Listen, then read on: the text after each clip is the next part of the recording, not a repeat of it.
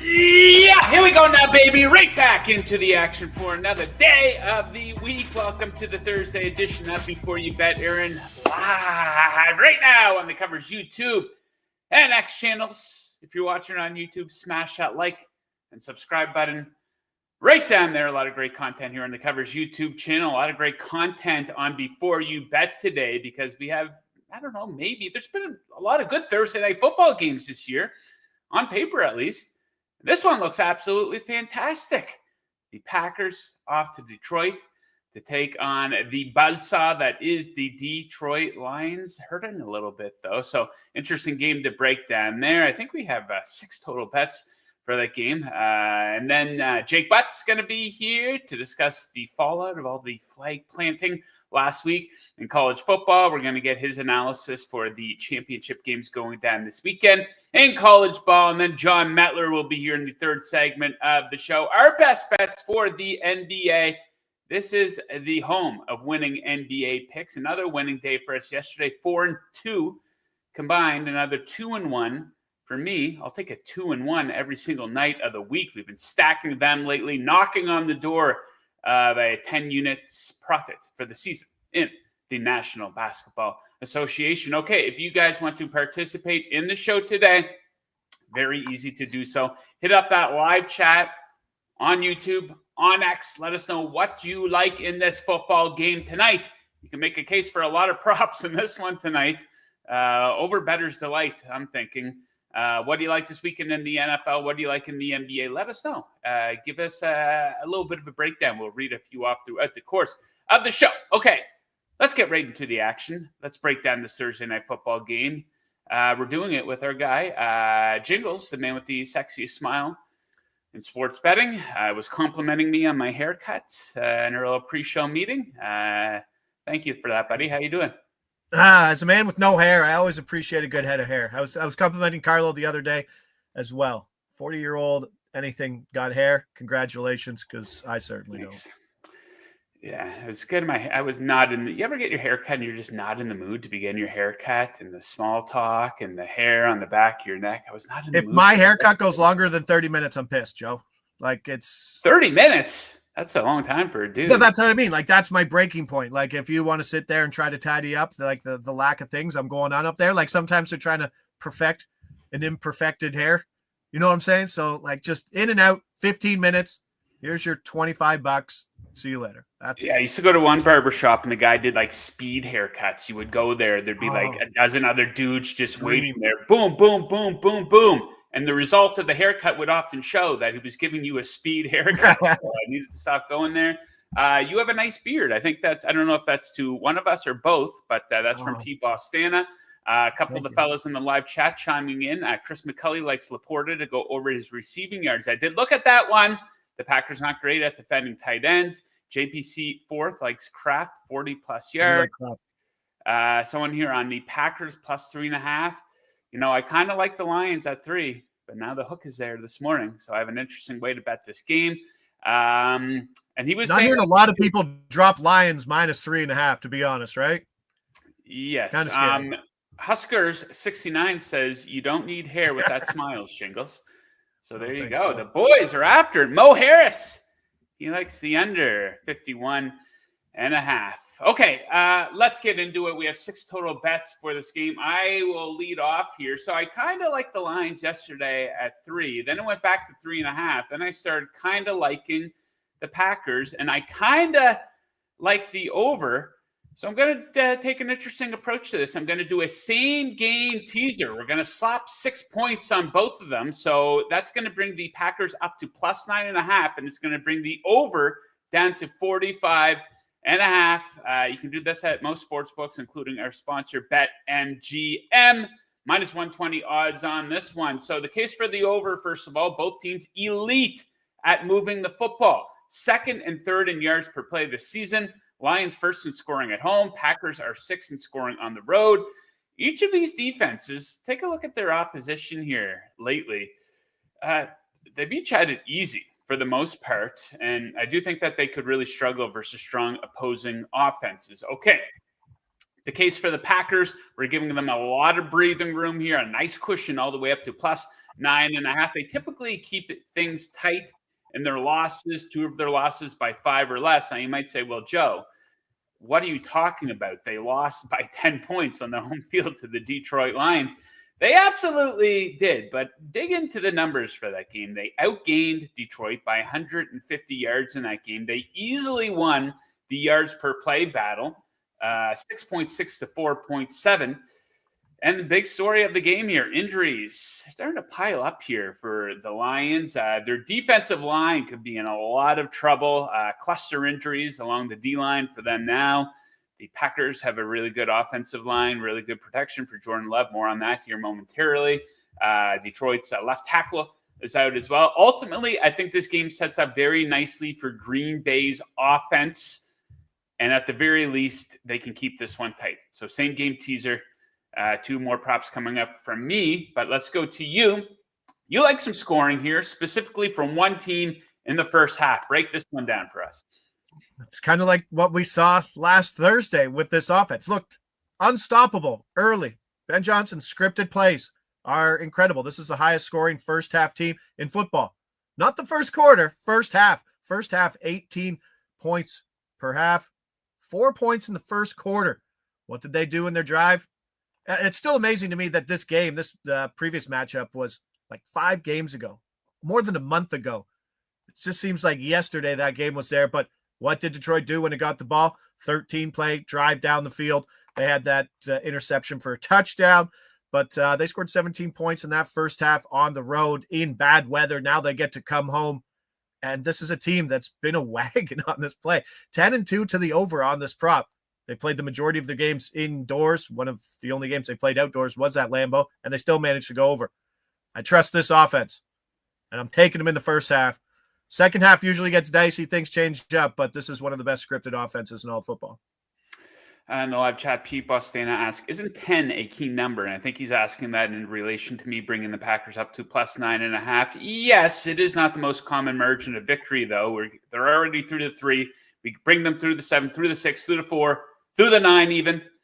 You can't cross them all. So, still very comfortable with the Packers. Kevlar says, David Montgomery receptions and receiving yards overs look great.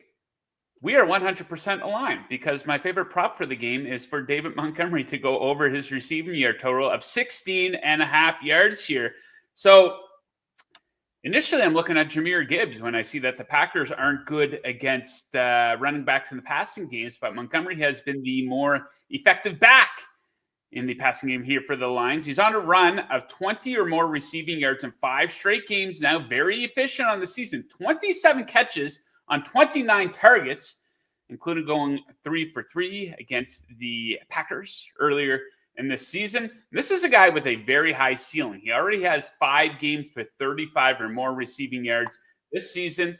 And to bring it all together, the Packers are not good against running backs in the passing game. They've allowed the 6th most receiving yards to running backs this season, an average of 41.9 per game. Montgomery over receiving yards. Now, next up, when I initially looked at this, I say crazy parlay. And then I thought about it a little bit. And I like the way you line this one up. Give it to us, break it down, give us your parlay. Let's try to hit another wild one here this week. Yeah, this is an homage to our man, Jon Metler, who, when I hosted on Monday, he comes out swinging for the fence. And in his fashion, that's exactly what you do. Is John an everyday handicapper for football? No, but he's like, I can figure out something that works with a multiplier and get this. So there it is. Detroit offense, indoors, St. Brown 80 yards, Jameson Williams 80 yards, Jahmyr Gibbs 20 receiving yards, 20-1. That's the big one I'm running today. The indoor averages for these guys is almost right on deck with this. And Jameson Williams, we'll get to him in a second, he is averaging 86 yards per game at home, indoors, with this offense. And you're getting a little dip in him, because his total's at 49.5. Primetime game, didn't look great, but he had 60-plus yards in 3 straight games before the holiday game. And Jared Goff, I think his numbers aren't really represented in his prop market because this team's won, and he hasn't really had to do a lot. Even in that game in Lambeau, he was kind of playing with the lead. Same thing we saw last week, but he went 18 for 22. The guy's been one of the most efficient passers in all of football, and if they have to play from behind, which some people project with this defense with a ton of holes in it, I mean, you could have like an 80% completion rate on a guy who's going to throw the ball 35 times for 8.8 yards per pass attempt, which is his average. So lots of yards to go around. Plus, with this, I mean, Tim Patrick's there, but he's not a guy who's hogging a ton of targets. Sam Laporta is great, but he's not a guy catching 8 balls anymore. So a lot of this offense running through St. Brown and Williams and Gibbs too. Really exciting to get this one at 20-1. Okay, last for this game for me, this is emerging as my favorite prop bet to be betting this season. I bet it a couple times. Going to go right back to the well here on it again. It is the longest pass completion for Jordan Love. We hit it last Thursday against the Dolphins. Going right back to the well, over 39.5 yards. So this is what Jordan Love does. Over 39.5 yards. This is something that is hit in 8 of 10 games for him this season. He's tied for the league lead in pass attempts of 40-plus air yards, despite missing a few games. And this has hit in every game that he's played in against Detroit where he's thrown a pass. And I word it like that because the game in his rookie season, he appeared in, he ran it a couple times. He did not throw a pass. But so he's played Detroit 4 times in games where he's thrown a pass against them. 4 for 4 against that number against the Lions. And the Lions, we talked about these injuries they had defensively, the cluster injuries on their defensive line. I think they're really going to struggle to put pressure on him. Packers' offensive line, pretty good here, guys. The second fewest sacks allowed, top 9 in pressure allowed. So I like Jordan Love to connect on at least one deep one here tonight in Detroit. And right back to Williams here, his receiving yards for you for your final prop of the game. Yeah, he's like a better Raheed Shaheed, where it's like, oh, he's got nothing, not getting a lot of looks, and bam, over quickly. But that's what he does within this offense. I mean, it's basically the best run offense run by the best offensive coordinator in all football. And those splits are not priced in. 86.4 yards at home over 5 games is insane. And there's not like a giant game over it. I think his highest game is 125. So the average isn't really skewed that much. 4-1 to the over at Ford Field this year. And another thing that I don't know how much you weigh into the handicap, especially when you're looking at, I don't know, divisional head-to-head matchups. You saw each other just a month ago. He didn't play in that game. So it's going to be a little more difficult to look at the tapes and see how we got beat by this Detroit offense when it's going to be a different offense on the field tonight in Detroit. Indeed. Okay, buddy. That does it for what should be an action-packed Thursday night football game, but we got a lot more action to get in tomorrow for the Sunday games. You're going to be back with us, the Mega Football Friday edition of the show. So until then, best of luck with your bets tonight, and we'll catch you again tomorrow. Awesome. Appreciate it. Take care. Okay, guys, lots going on in the world of college football. I broke it all down with Jake Butt earlier this morning. We pre-recorded the interview. Let's throw to it now. All right, it is now time for our weekly chat with former Michigan Wolverine, current analyst for the Big Ten Network. He looks like he has a fresh haircut as well. You always have a fresh haircut, Jake. You're on TV. You got it. How are we making out? That's like part of the exactly. It's part of the job to have a fresh haircut. But I thought about wearing this right here today, so you couldn't have even seen my haircut. Because can I just take a victory lap real quick? Can I take a bow, baby, for my alma mater? Hell yeah, man. You made a great case for them giving Ohio State a game, and they just didn't give them. I mean, they were, a 21-point underdog, and they ended up winning the game outright. You know, they just didn't keep it tight. They won the game outright. Yes. It's this. It's like that game's never about talent. And we were all watching that, I believe, thinking, and Joel Klatt on the broadcast kept saying, what are they doing? And Michigan's defensive coordinator, Wink Martindale, after the game, literally was asking his staff, what the heck just happened? Like, why did they not throw at our secondary without our first round corner? Why did they run with a depleted O-line into $200 million D tackles? I can't believe it. The best way I could summarize this is I traveled back from my game. I'm on the couch Sunday with my wife drinking coffee, and it was quiet morning. It was a quiet morning. We just started laughing. And we both knew why, because there was no downside to that game. Like, okay, if Michigan loses, even if you kept it close, it's all good. No one gave Michigan a shot. And not only did they keep it close, they won against the most stacked roster. When we were told as Michigan fans, the only reason Michigan won the past 3 years is because Connor Stallions. Michigan was supposed to have cheated.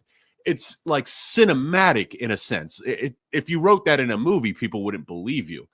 Just an unbelievable weekend last weekend. So thanks for letting me, take a little lap here, Joe. I appreciate it.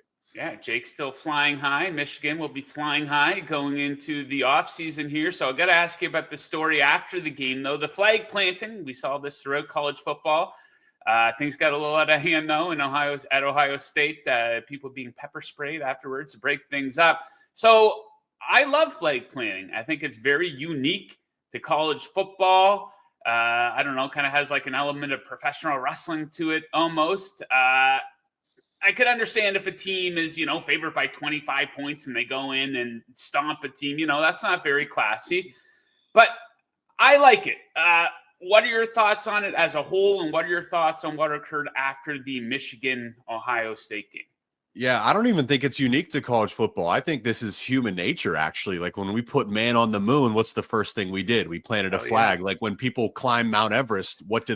They take their country's flag and they plant it. Like there's something inherent about this that we do when you go into a different territory, a foreign territory, and you come out victorious. You claim that territory for the time being. And I look at this and I can see the exact way that the lead up to take us to this moment.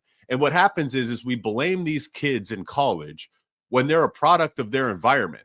And what we've done is with social media, we've rewarded emotional moments. Of course, they're going to plant a flag. And then when we talk about suspensions, the only suspension we should be handing out is the cops for pepper spraying people. We want to talk about immaturity. That was completely unnecessary. I have no issue with it. I also get the Ohio State side too. Like I get why Jack Sawyer is saying they're not going to plant a flag on our field. I think the Buckeyes need more of that energy, honestly, if they want to turn this thing around. So I understand both sides. Part of what makes these rivalries great is that exact emotion. The desperation and absolute desire and necessity to win at all costs. Flag planting is a result of that. We don't want to take that away from the rivalry. Otherwise, it puts a gray shade over the rivalry. I don't want to numb or diminish any of that joy. And some of this comes at a price, which is what you saw a little bit of pushing and shoving after some of these games. I love it. Okay, so we got a bunch of conference championship games that we're going to rip through. But before we do that, got to get your thoughts on the latest rankings. Did they get it right? Would Alabama be where they are if they were not Alabama? Some people seem to take issue with them being above Miami. What are your thoughts? Gosh, I'm supposed to be an analyst. Like I don't know. You could convince me 100 different ways, seriously. And I feel for the committee. I really do. And there's anyone that's saying they have a clear picture of this is flat out lying. You could sell me on multiple different angles. And I've said this, I've at least been consistent. I'm okay as long as the committee's consistent. Okay. As long as they're consistent with their logic. Here's some of the things I do have an issue with real quick. Shout out to Indiana, because I remember we talked about this. I'm glad Indiana's in. I'm excited to see Cignetti and the Hoosiers in the playoffs. Here's the thing I have an issue with, though. Part of what the case for Bama is ranked wins and also quality losses, okay? What's the difference between the 25th team and the 26th team? There isn't a difference. And honestly, the 26th team could be the 25th team and vice versa. But we have this arbitrary cutoff of the 25th team that benefits certain teams and hurts other teams. That's my big issue. And I think the real one of the logical solutions going forward is rethinking how we value ranked wins, also rethinking preseason wins, because we consider early season wins against what were then ranked teams. And then in context, we know aren't great teams. That's the key here. So really, gosh, Bama. And I also don't have an issue if all else is equal, putting the brand in, because this is a money-driven sport. I don't, and honestly, all else is just about equal. As Brad Powers said on the show on Monday, it is a TV show. They're looking to do those ratings, and Alabama brings in the casual viewership, right? Okay, so let's get into these championship games. Let's start with the Mountain West Championship, 10-2 UNLV taking on 11-1 Boise State, who's favored by 4. A lot of tight spreads in these games, by the way. It should be a competitive weekend. This could be a fun one. Total of 57.5. Now, it's kind of interesting. When they played on October 24th, the game had a total of 64, all the way down to 57.5 now. Boise State, of course, won that game 29-24. Do you think Boise State gets it done again? Well, let's talk about why that total got down a little bit, and I expect this to be a close game. I think the spread opened at like 6.5 for Boise, and it got bet down really quick by the sharp bettors. And I understand the big reason why the total was what it was is UNLV has a high-flying offense. So does Boise State. Of course, we know about Ashton Jeanty. But the key here is UNLV has the #1 rushing defense in the conference. They kind of shut down. They slowed down by his standard Ashton Jeanty in the original matchup. So that's got to be the game plan here. Can you, when UNLV has the offense that they have, led by their passing attack, led by their ability to put up a ton of points, the antidote then is to run the ball and play ball control, which is what Boise State wants to do. This is a very simple matchup. Can Boise State adjust? Can Ashton Jeanty adjust and have a game we've come to expect from him? Then I think Boise State wins. Can UNLV repeat what they did earlier and make life really, really hard on Ashton Jeanty? Then I think UNLV wins. This is going to be a fun matchup. Winner gets into the playoff. If it's Boise State, they probably get a bye. I'll also just put a bow on it here and say I am shocked. I'm almost tempted to put money on Jeanty because of the value you can get it to win the Heisman. I don't understand how it's a guarantee that Travis Hunter wins. The season Jeanty's been having has been historic by many levels. And say he goes off for 300 yards, 4 touchdowns, and that's our lasting image in this game. There's great value potentially in having Jeanty as your Heisman pick. Might be worth a sprinkle. Okay. Iowa State taking on Arizona State, who's favored by 2, total of 49.5. And the Dr. Pepper Big 12 championship, Arizona State has covered in 5 straight. Before we get your analysis for the game, your thoughts on Dr. Pepper? I love Dr. Pepper. I'm glad to see the rise of Dr. Pepper too. I think it's the #2 sold soda. It eclipsed Pepsi recently, right? I don't know. It should be. If not, it's absolutely delicious. So, like a little, my dad would drink like whiskey and Coke. That'd be his go-to drink or whatever growing up. I like whiskey and Dr. Pepper. I think it's a little bit sweeter. So there you go. All right, this is. I mean, this conference has made no sense all year. I mean, talk about a fun product, and it all comes down to this. So you got Arizona State, who's red hot. They've won 5 straight games. From a betting standpoint, they are 10-2 against the spread on the season. Talk about a good value, all right? Iowa State, they're 2-4 against the spread in their last 6. Now, when you look at the matchups, both teams have quality quarterbacks. Both teams have the ability to pass the ball. Iowa State probably leaned there with Rocco Becht. But the difference, in my opinion, is Arizona State's run game led by Cam Scatterbo. Nearly 1,400 yards on the season and 17 touchdowns. I have come to lean on running games being the difference. It's why the Lions are successful. It's why Michigan beat Ohio State. I just think your ability in close games to run the ball is a separator. Here's the other key. Arizona State is 6-1 on the season in 1-score games. You see the line. We're all expecting a close game here. Kind of makes me lean towards Arizona State if I had to pick for the run game and for the history in close games. Okay, next up, a couple of big boys. The SEC championship, Georgia, Texas, favored by 3, total 49.5. Now a rematch from October 19th. Georgia won that game 30-15. The story of that game, they got off to that gigantic lead. They were up 23-0 at halftime, yet we have them here as an underdog. What do you think of the line here, and what do you think of the game?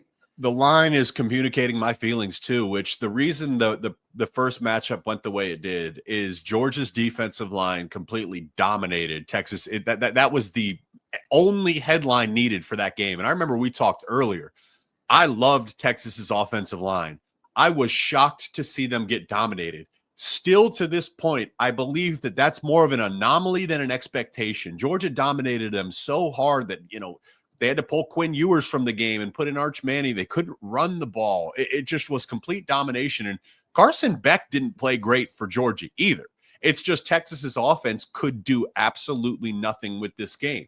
What this line is saying is if Texas can move the ball, if they can do a little bit of anything, if they can make any type of adjustments, I like Texas in this game. Georgia's been a very inconsistent team this season. There's multiple versions of them that show up. If you believe Texas is going to make some adjustments and be able to move the ball, I like Texas in this matchup. Yeah, it could make things interesting. Texas picks up the W here. They split the games here and then maybe meet eventually in the playoff. Could be a very interesting storyline. Okay, ACC Championship, Clemson. SMU is favored by 2, total 55.5. SMU absolutely coming into this game with more momentum. The Tigers have been an awful bet, 1-5 against the spread in their last 6. What do you think of this matchup? You kind of just laid it out, and I almost feel SMU has been one of the quietest of the hot teams in college football this year. Like, they're a team that's so dangerous. They got a great loss. They've showed maturity and dominated throughout their schedule. They're a team that can make some noise, whereas Clemson, we've seen them get dominated in big moments. We've seen them show immaturity in big moments. You mentioned I've started to lean towards the spreads, right? It's that old adage, like, good teams win, great teams cover. So this is the other thing here is the interesting aspect, when you asked me about the playoffs earlier. So right now we're factoring in SMU to get in. But if Clemson wins, they would get an auto bid. Would the committee keep SMU in as well? So that's an interesting piece of this. I just like SMU. I think they've shown more maturity. I'm really high on SMU just because of the way they've played this season. And I've been kind of out on Dabo Swinney for a few years now. I know they had the chunk of the season, showed some nice things, but I'm rocking with SMU. Okay. Last but not least here, before we get into the Thursday night football game, a few more big boys, depending on your thoughts on Penn State here. Oregon, of course, undefeated, favorite to win the whole thing here.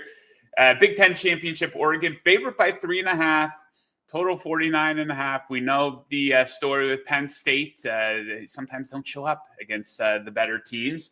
And that's very indicative of their record here as an underdog. 0-8 straight up, 2-6 against the spread in their last 8 games as an underdog. Do you think that pattern continues? Yeah, I mean, this is going to be the ultimate question here. This is the history of James Franklin has struggled against top 5 teams. The history of Penn State is they've been dominating dominating poor teams and struggled against the best of the best. Now, Dan Lanning doesn't have a clean history either, right? Before this year, he struggled to beat his rivals in Washington, got dominated by Georgia the year prior, and then suddenly beats Ohio State, got the monkey off his back, beat Washington this year. Obviously, the number 1 team in the country for a reason. This one comes down to the trenches to me. For Penn State to win, they need their defensive line to dominate. They're playing Oregon's offensive line, which is likely to be a Joe Moore Award finalist, meaning one of the top offensive lines in college football. I'm not high on Penn State's secondary. And Oregon with Dylan Gabriel, who probably should be getting more Heisman attention, along with their receivers, is extremely dangerous. It's a race. Can Penn State's D-line, led by Abdul Carter, can they get home and make life hard on Dylan Gabriel? If not, I think Oregon is going to roll on the back of Dylan Gabriel to victory. Okay, speaking of Gabriel, your favorite bet of the week in college football is Gabriel related. Break it down for us. Okay, so the key here is his over. I'm going to take the over on the passing yards, and we got 237.5, and I'm making sure I'm taking over on 237.5. So you look at his recent games. Against Washington was 209 yards, okay? I want to point out that was his first game that he had his wide receiver 1, Tez Johnson, back. This will be the key. Then you look at the games prior, 218 yards versus Washington, 183 against Maryland, 294 against Michigan. What happened? That's when Tez Johnson got hurt. Okay, so before that is when he had Tez Johnson. 294, 291, 290, 341, 257. He never went below that number as long as Tez Johnson was playing. Now Tez Johnson is back. Shake off the cobwebs against Washington. I expect, as I just told you, if the offensive line can protect, Gabriel is going to be to pick apart the Penn State secondary. The history has told us to expect that, even against great defenses like Michigan and Ohio State. As long as he's had Tez Johnson, that over has hit. There we go. Okay. We got to get your thoughts on this Thursday night football game before we let you go. Looks like one of the games of the year on paper. Lions favored by 3.5 points. Growing injury report for them. Total of 51.5. Your thoughts on the game, and one of your favorite bets in the NFL of the week comes from this game as well. Yeah, so here's the rematch too, and a lot's changed since the last time these teams played. The Lions won, but the Packers outgained them by 150 yards. So you ask yourself why. The big reason was the red zone struggles. Green Bay was 1 for 4 in the red zone that day. That's been a storyline in the NFL all year. Since then, they've scored a touchdown on 73% of their red zone trips. So this is a completely different team. Also, man, the Lions are red hot, rightfully so. They're the fan favorite. But, man, those injuries defensively are starting to pile up. Like, man, eventually they're going to come back down to earth. I love Dan Campbell. I love the Lions. Eventually, those just add up. So you can see how I'm starting to say I like the Packers because of the trend since the last time they've played. Of course, the injuries have started to pile up for the Lions. My best bet here is Jared Goff. Let's see, what do we got? I'm going under 254 passing yards. And here's the key. Goff has only surpassed this line in 2 of his past 6 games. So as hot as the Lions offense has been, it hasn't really been because he's been playing explosive in terms of the passing game. What we also know is the Lions lean on the run game. The Packers have leaned on their run game. It's just a play in math. Both teams are going to lean on the run game, allowing less possessions, shortening the game, allowing less opportunities for Goff to win the game on the back of his shoulders. So we'll go under 254.5 for Goff's passing yards. I cannot wait. Big one in Detroit. Okay, Jake, we're going to leave it at that. Thanks as always for joining us. Of course, you'll be right back with us next week. We're going to have a lot to discuss then. So until then, best of luck with your work with the Big Ten Network, and best of luck with those bets this weekend. Thanks, Joe. We'll see you next week, guys. Jake Butt, one of the very best in the business, ladies and gentlemen. Lance in live chat ask, I would lean towards the over in the Packers-Lions game. Can you talk me out of it? No, I cannot. I like the over as well. So hopefully we see a lot of points. Well, I took it on the teaser, 45.5, but I still don't mind it at 51.5. I think it could be a real shootout. Jair Alexander out in the secondary for the Packers here as well. Okay, let's talk a little National Basketball Association. We're having a pretty good season here, Metler. I'm knocking on the door of 10 units and stacking these 2-1 nights. How about yourself? You're off to a good start this season as well. Yeah, pretty similar. I don't have the exact number in front of me, but I think it's somewhere around there. I think just a little over 10 units. So it's been a good last couple of days here as well. Yeah, cleaning up. Some good reads here lately. I mean, that LeBron point prop hit quite easily last night. I know what is going on with the Lakers, man. They're getting the shit kicked out of them. Like, I thought, okay, here's like I was putting all my eggs into the LeBron basket. Thankfully, I didn't bet the Lakers, but it's just like, okay, they had a day off. This is a good spot for him to kind of get up and get motivated and lead this team. And they got the shit kicked out of them by the Miami Heat. Yeah, they're stacking together a lot of games here where they're just like not competitive at all. Like, they're getting completely blown out. And it's not even just the score. If you watch the Lakers games, it's like they're not running back on defense. They're not rotating. It looks like a pickup game. It's like, what is going on? You're like, there's only so many spots in the NBA. They don't look like they're trying. They get down 20 and they just like quit. It's concerning, but at the same time, when you like, you know, it kind of feels like the sky's falling. Oh my God, sky's falling here for the Lakers. They're 12-10 in the Western Conference. I mean, they're okay record wise. Yeah. Like, I mean, it looks really bad. Some of these losses, you're 12-10. The flip is like the 76ers, they're still 5-14, 5-15, whatever they are. So, I mean, people are panicking over the Lakers. The Lakers, to me, have to make a move. They have to get something different. I think when you look at JJ Redick, I don't feel like there's not much he can change. It's kind of like, here's my lineup. And if it's not working, I can't really make moves as a coach to change the game because every player is kind of the same type of player. So this might speed up their trade process. You might see them do something pretty quick here. Yeah, first big speed bump here for JJ Redick. We will see if they shall overcome that. Okay, so 6 total bets, a lot of player props, 1 spread. Why don't you get us started here, John? McCall Bridges? Mikal Bridges, over 2.5 assists. A couple Bridges in the NBA. I messed that up before. I think you had Miles Bridges. I messed that up before, but here we go. I got it. Yeah, we're going Mikal Bridges. Knicks over 2.5 assists, might be minus 130 now. So you're looking at this game. He's playing the Hornets. Literally any other player in this spot, 14.5 point spread, you're kind of concerned blowout potential. Will the minutes be here? This is the one player. He's like Iron Man when it comes to minutes, and you're talking about Tom Thibodeau. So am I concerned about this for him? No, not really at all. He just seems to play 36, 37 minutes, whether the game's close or not. They could be up by 40. It seems like he still plays 37 minutes. The one thing I actually do like about that from the potential blowout is you've kind of seen as the Knicks blowout teams, it's kind of Jalen Brunson, Karl-Anthony Towns are the first guys they're looking to pull from the game, or they might just not sub them in as fast as they would in other games. That could help Bridges as well. Like if he's on the floor and he's the one running the offense because they're not, that kind of helps his assist prop. When you watch this, I think it was like 2 weeks ago, he was playing the Suns. He was really just standing in the corner. It was kind of annoying me. They're running so much Brunson and Towns. The last couple of games here, you've seen him a lot more involved in the offense, and it's showing up in his potential assists as well. Last 3 games, 6 potential assists. So when you kind of see that all come into play, 6 potential assists, 2.5, I like the over here. The matchup, like if he's making passes to his teammates against the Hornets, they should be able to convert him. So give me the over 2.5.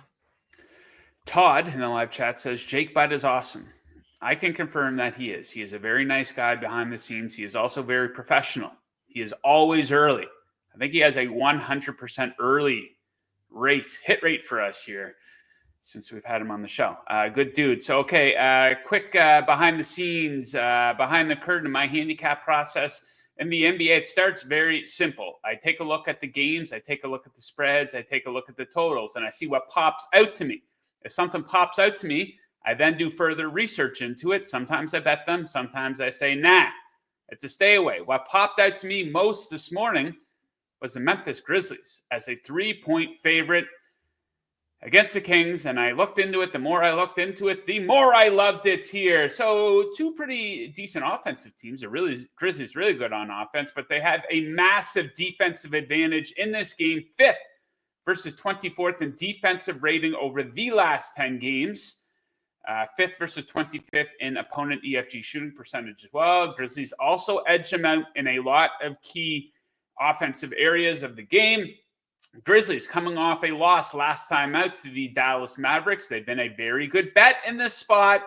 It's a sign of good coaching, bouncing back after a loss. They are 6-1 against the spread after a loss this season. Meanwhile, for the Kings, it's the exact opposite. They are coming off of a win versus the Houston Rockets, and they are on an 0-5 against the spread slide after a win. And look at Memphis here this month. They only really lose to good teams or in tough situations. So they're 10-4 over their last 14 games. Those 4 losses, they lost at Dallas, they lost to the Nuggets, they lost at the Lakers and at the Golden State Warriors. And their money at home here too, 10-3 at home, a plus 10.8 point margin. I like the Grizzlies to bounce back tonight. And you like a Memphis Grizzlies player for one of your player props here, John?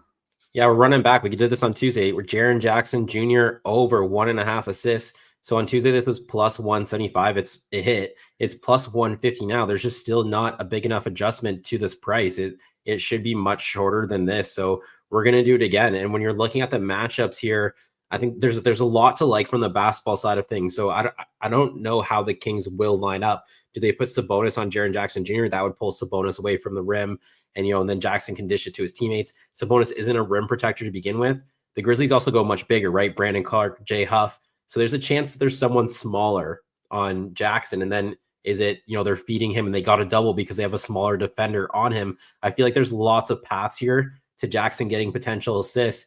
And the one thing that really popped to me also from the basketball side of things is the Grizzlies don't shoot a lot of threes, or they're not the best 3-point shooting team. Their guards are very much like downhill, like John Morant wants to get in the lane, finish at the rim.